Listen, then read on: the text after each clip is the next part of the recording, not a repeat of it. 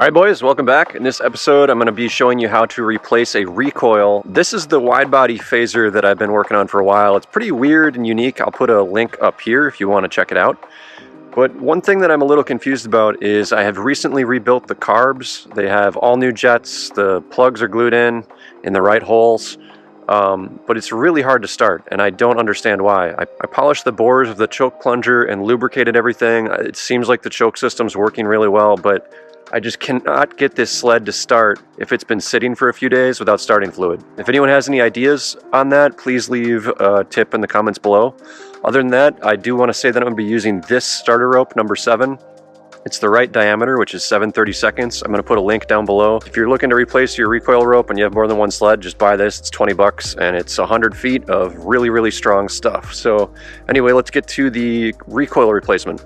All right, dudes, wide body sled. Recoil broke, so I think I just need a 10mm, some Allens, and an exhaust spring tool to get it out, so we're gonna try it.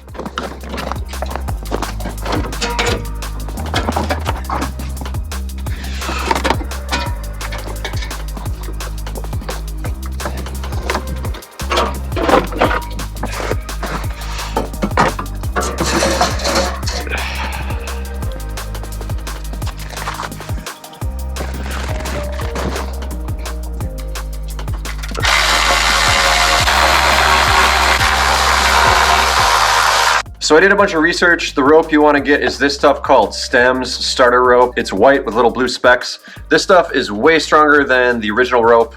It is 7/32 in diameter. It's not an 1/8 inch, it's a little bit smaller, so it's gonna fit into that guy just a little bit better. So I'm gonna show you how to replace this the easy way.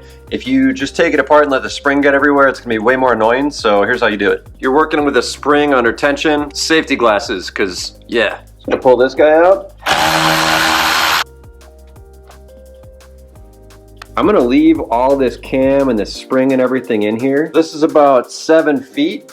I'm gonna clip it here, and so you really don't want this to come out. I'm gonna put in a starter knot. Here's a photo right here.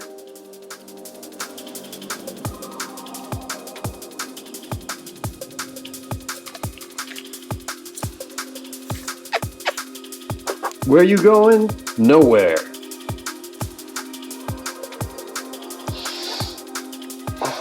Alright, so I have about 7 feet of rope, and now what I'm going to do is I'm going to turn this counterclockwise about 4 or 5 times. 1, 2, 3, 4. Uh-oh. Oh no. Alright, I think what we're going to do here, I tightened this too many times, so we're going to go with 4 turns, not 5. So this channel is what needs to get onto that little hook.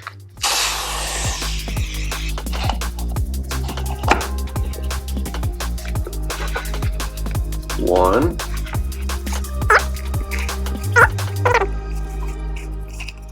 Okay, this is 4. So what I'm going to try and do is take this rope and try to get it out of that hole now that this thing is all wound up.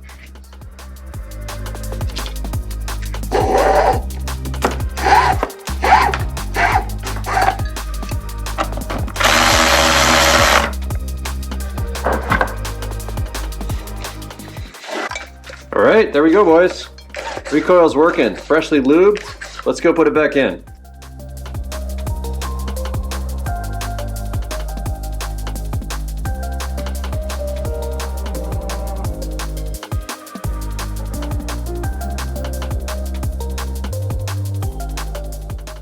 Alright, a couple tips when you're installing this.